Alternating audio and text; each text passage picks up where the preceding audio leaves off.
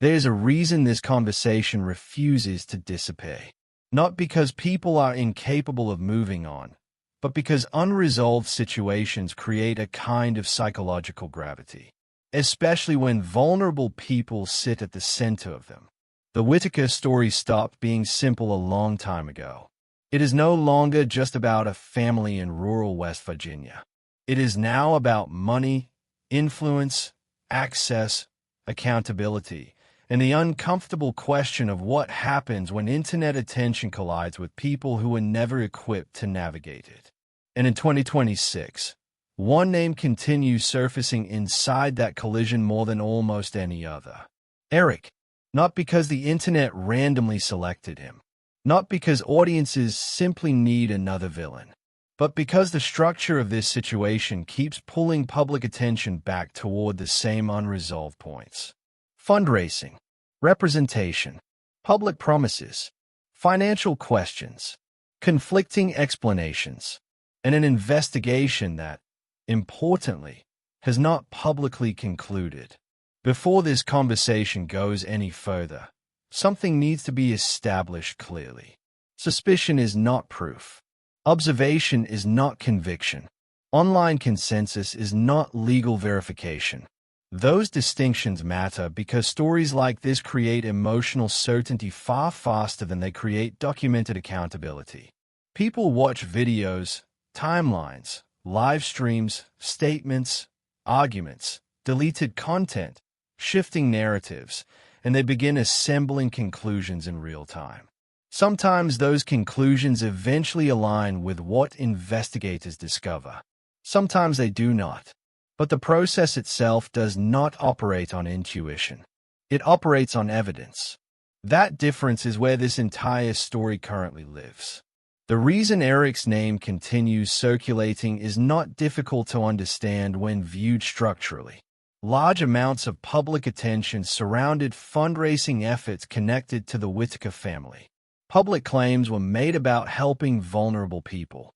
Viewers donated under specific impressions about what that money would accomplish. Audiences were shown plans, improvements, future goals, and promises connected to housing, care, transportation, stability, and long-term support. Then, over time, gaps began appearing between expectation and visible outcome. Again, that alone proves nothing criminally. It is important to remain disciplined about that distinction. But legal processes do not only examine isolated moments.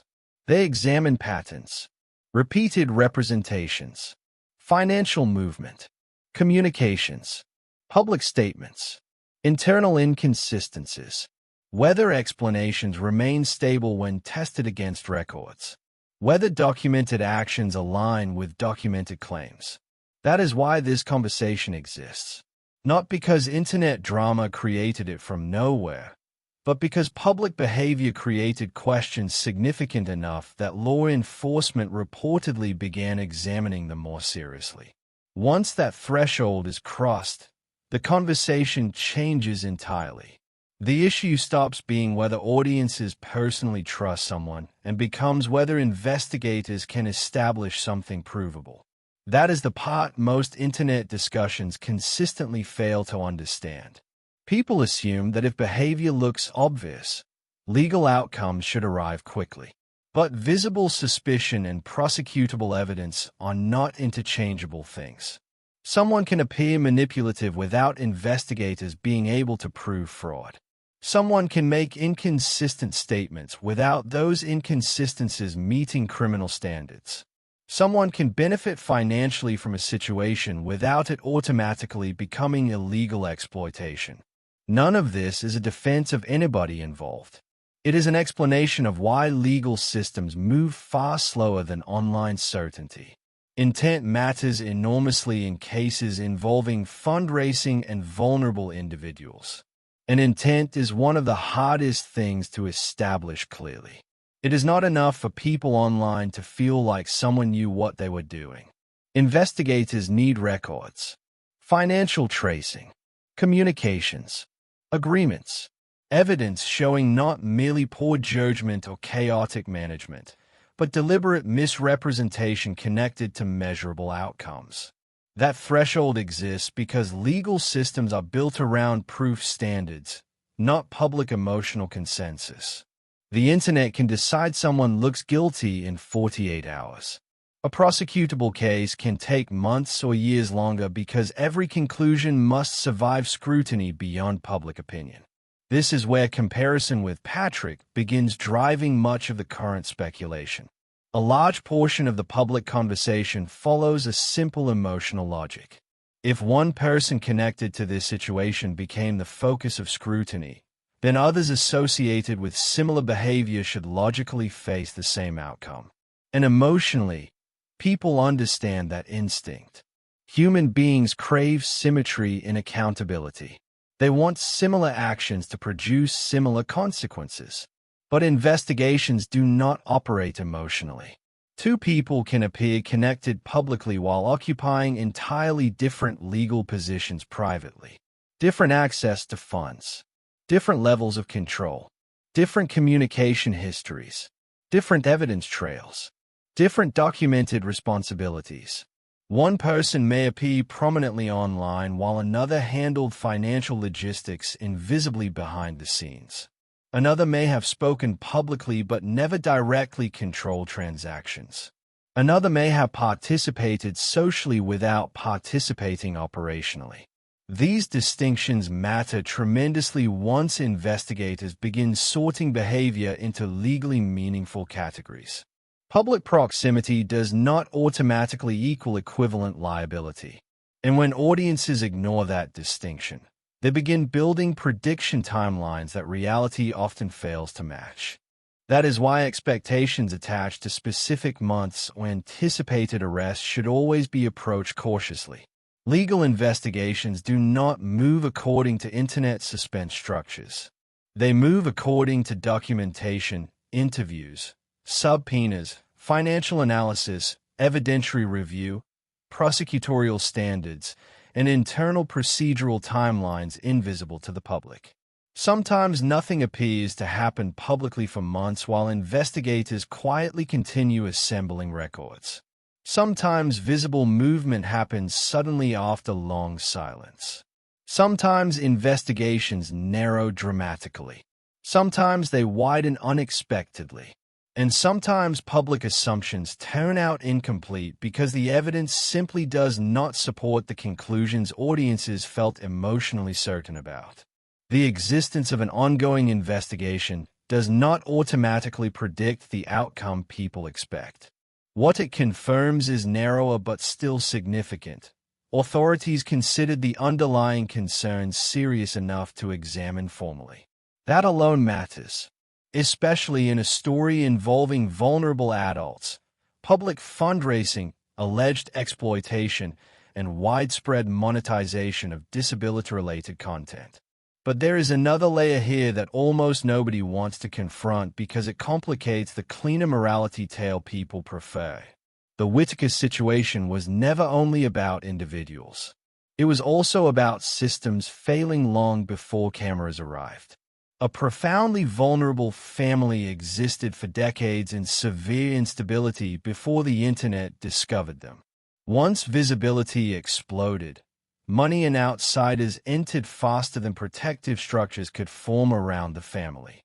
That environment created opportunities for confusion, manipulation, dependency, financial ambiguity, emotional attachment, savior complexes, exploitation, and performative helping to all exist simultaneously. In other words, the situation did not require criminal masterminds to become dangerous. It only required weak boundaries. Vulnerable adults without strong institutional protection. Public sympathy without financial oversight. Internet fame without privacy safeguards. Donations without transparent management systems. Multiple outsiders claiming to help while no one possessed clearly established authority or accountability. That combination is combustible even when intentions begin sincerely. And once money, emotional influence, public loyalty, and online identity become intertwined, the situation often deteriorates rapidly. That is part of what makes this investigation feel larger than any single name. Because even if charges eventually emerge against particular individuals, the deeper structural failures remain unresolved. The Whittakers became internationally visible before meaningful protective systems surrounded them. Their suffering became content before stable oversight existed. Their daily lives became monetized before anyone established durable accountability structures. And once that happens, almost every person entering the orbit of the story begins operating inside incentives that can quietly distort judgment. Views increase. Donations increase. Audiences reward emotional narratives. Creators compete for proximity and exclusivity. Supporters form factions. Criticism becomes tribalized. Questions become interpreted as attacks. Loyalty begins replacing objectivity. Eventually, the original humanitarian concern gets buried beneath performance, suspicion, and conflict.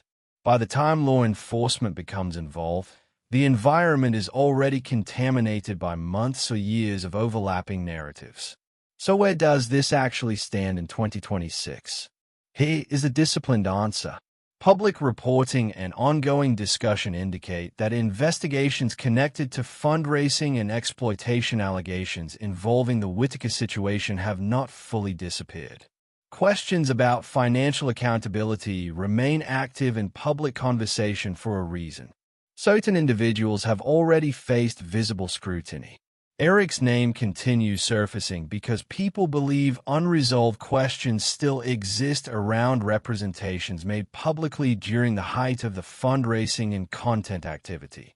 However, as of now, no publicly confirmed charges against Eric have been officially established within the information available to the broader public. That distinction matters enormously. Investigation is not conviction. Scrutiny is not guilt. Suspicion is not proof. But neither is the absence of confirmed charges equivalent to complete exoneration while an investigation remains unresolved. That uncomfortable uncertainty is exactly why the conversation refuses to settle. And perhaps that uncertainty itself explains why this story continues gripping people emotionally. Because the Whittaker case forces audiences into a reality they dislike deeply. Sometimes public intuition notices something real long before it can be legally demonstrated, and sometimes public certainty races far ahead of what evidence can actually sustain. Until those two things either converge or separate clearly, the story remains suspended in tension. A family fractured. Vulnerable adults removed into state care. Caregivers left behind. Donors questioning where money went. Content creators defending themselves. Investigators examining patterns. Audiences waiting for answers that have not fully arrived yet. And at the center of all of it sits the same unresolved gap that has defined this situation from the beginning. The gap between what people believe they witnessed and what can ultimately be proven. One of the reasons this situation has become so difficult for people to process clearly is because the internet trained audiences to experience the Whittaker story emotionally first and analytically second. That matters more than people realize. Because once viewers emotionally attach themselves to a narrative, every new development begins passing through loyalty, distrust, disappointment, or anger before it passes through evidence. And in the Eric conversation specifically, that emotional layering has become impossible to ignore. Some people became convinced very early that Eric represented genuine help. They watched repairs happen. They watched food arrive. They watched trips, purchases, cleaning efforts, live streams, and visible involvement. To those viewers, the idea that someone who appeared so present and active could eventually become the focus of scrutiny feels almost impossible to reconcile emotionally. They interpret criticism as betrayal or jealousy because their original framework was built around rescue. Other viewers experienced the exact opposite reaction. They watched the same events and saw warning signs immediately. They saw increasing monetization. They saw vulnerable people repeatedly filmed. They saw fundraising tied closely to emotionally charged storytelling.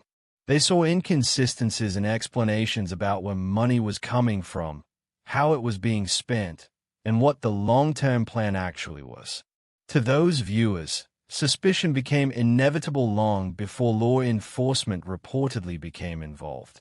And that split is important because it explains why discussions around Eric have become so polarized. People are not merely arguing about facts anymore. They are defending entire emotional interpretations of what they think this story meant. But investigations do not care which emotional interpretation feels more satisfying. They care about whether evidence supports specific claims. And that is where this situation becomes much colder and much more complicated than internet audiences usually expect. Because financial investigations are rarely built around dramatic moments. They are built around records, transactions, timelines, communications, receipts, transfers, promises connected to measurable outcomes, statements compared against documentation. What investigators typically examine in situations like this is not simply whether money was raised.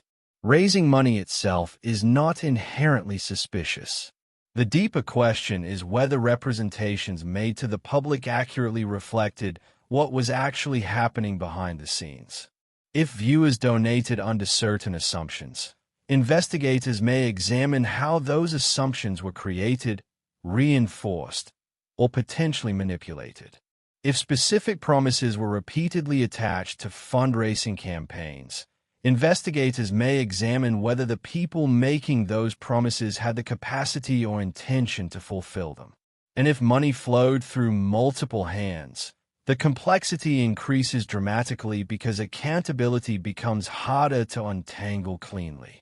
This is also why public viewers often misunderstand silence during investigations. Silence does not necessarily mean nothing is happening.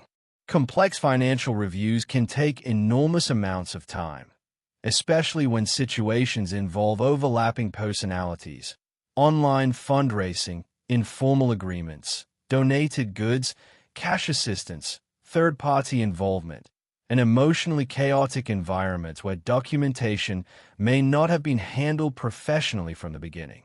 And the Whittaker situation appears to contain nearly every one of those complications simultaneously.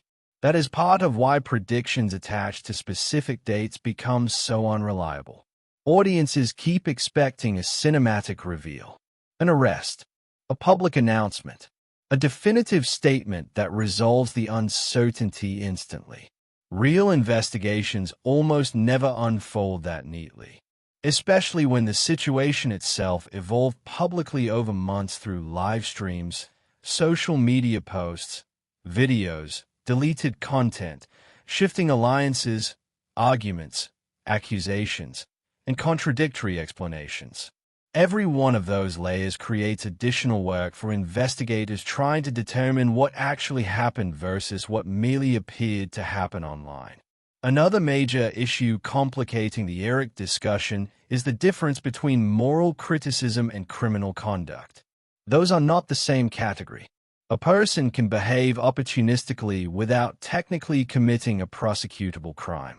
A person can monetize emotionally vulnerable situations in ways many people find ethically disturbing while still remaining inside legal boundaries. A person can make terrible judgments, create chaos, encourage dependency, or contribute to instability without investigators ultimately concluding that criminal charges are justified. That distinction frustrates audiences because internet culture increasingly treats moral suspicion and legal guilt as interchangeable concepts. But legal systems cannot operate that way. They require narrower, provable thresholds. And sometimes those thresholds frustrate the public precisely because people feel emotionally certain something harmful occurred even if prosecutors struggle to establish criminal intent or direct financial misconduct clearly enough to sustain charges. This does not mean public concerns are meaningless. Far from it. Public scrutiny often exposes patterns investigators later examine seriously. But scrutiny itself is still not the same thing as proof. And the Whittaker story demonstrates how emotionally difficult that distinction becomes once vulnerable people are involved. Because viewers are not only reacting to financial questions, they are reacting to the emotional discomfort of watching profoundly disabled individuals become part of an online ecosystem built around visibility, monetization, and personality-driven content. That discomfort intensified once the family itself began fracturing publicly. The removals changed everything. Before state intervention, people could still argue endlessly about whether the situation was improving or deteriorating. After the removals, the emotional tone shifted completely. Now audiences were no longer merely debating internet drama. They were confronting the reality that 3 vulnerable adults had been separated from the only environment they had known for decades.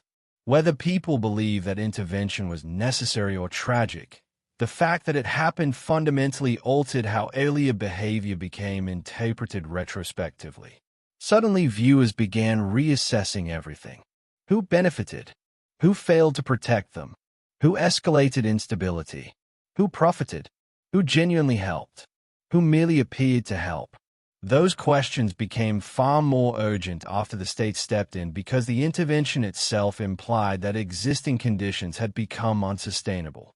And once that realization settles in, people naturally begin revisiting the roles played by everyone surrounding the family during the period leading up to that collapse.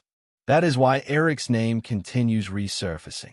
Not because the public has definitive answers, but because the public still feels unresolved tension surrounding his role in a story that ended far differently than many supporters originally imagined. Some viewers still believe he was trying to help inside an impossible situation. Others believe the helping itself became inseparable from attention, money, and control. And until investigations either clarify those questions more definitively or close without visible outcomes, that uncertainty will continue feeding speculation. Because unresolved narratives create vacuum spaces online. And vacuum spaces always fill with theories, predictions, and emotional certainty faster than actual evidence becomes public. The deeper this story goes, the less it resembles a simple scandal and the more it starts looking like a collision between vulnerability and infrastructure that was never prepared to protect it. That is the part almost nobody online wants to sit with for very long because it is easier to focus on individuals than systems. Individuals give audiences someone to blame. Systems force audiences to confront how many layers failed simultaneously before anything ever became public. Because the truth is, by the time Eric entered the story, the Whittakers were already living inside conditions that made exploitation possible long before any camera showed up. That matters. A family with severe disabilities, generational poverty, limited oversight, weak institutional protection, and almost no experience navigating large-scale public attention suddenly became visible to millions of people. Money began flowing toward them rapidly. Multiple outsiders appeared claiming to help. Emotional loyalty formed around different personalities connected to the family. Audiences started choosing sides. Donations increased. Expectations increased. Public pressure increased. And inside all of that were vulnerable adults who likely could not fully understand what the outside world was turning them into. That environment is unstable even before intentional wrongdoing enters it. And once instability becomes public, it tends to attract 2 kinds of people simultaneously. People who genuinely want to help, and people who recognize opportunity. The problem is those 2 groups do not always look different in the beginning. Sometimes they say the same things. Sometimes they perform the same actions publicly. Sometimes even the people involved cannot fully separate their own motives anymore because attention, validation, money, emotional attachment, audience praise, and perceived moral importance begin blending together. That is one reason situations like this become so legally complicated. Intent becomes muddy. Behavior becomes lead. People can convince themselves they are helping while simultaneously benefiting from the very suffering they claim to be solving. And the internet rewards that confusion constantly because emotionally charged content generates engagement far faster than quiet, responsible care ever will. Think carefully about the structure surrounding the Whittaker story at its peak. Videos about the family generated enormous attention. Live streams generated emotional investment. Audiences donated because they believed they were directly participating in rescue. Content creators gained followers, relevance, and visibility through proximity to the family. The more dramatic the situation became, the more engagement increased. That creates a dangerous incentive structure around vulnerable people. Not necessarily because every person involved consciously decides to exploit anyone, but because internet ecosystems naturally reward escalation, emotional intensity, exclusivity, and constant updates. Eventually, the line between advocacy and content production begins dissolving. And once that happens, accountability becomes extremely difficult to maintain clearly. That is part of what investigators likely have to untangle now. Not merely isolated transactions, but the broader ecosystem surrounding them. Who controlled what? Who represented what publicly? Who received money directly? Who benefited indirectly? Who made promises? Who authorized fundraising? Who understood where funds were actually going? Who possessed legal authority versus emotional influence? Those distinctions matter enormously once a situation reaches investigative scrutiny, especially because many of the relationships involved appear informal rather than professionally structured. That alone complicates accountability tremendously.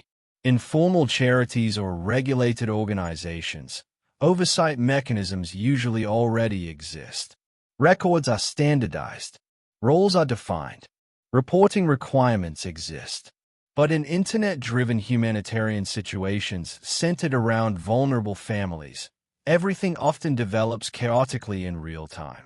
Emotional trust replaces formal structure.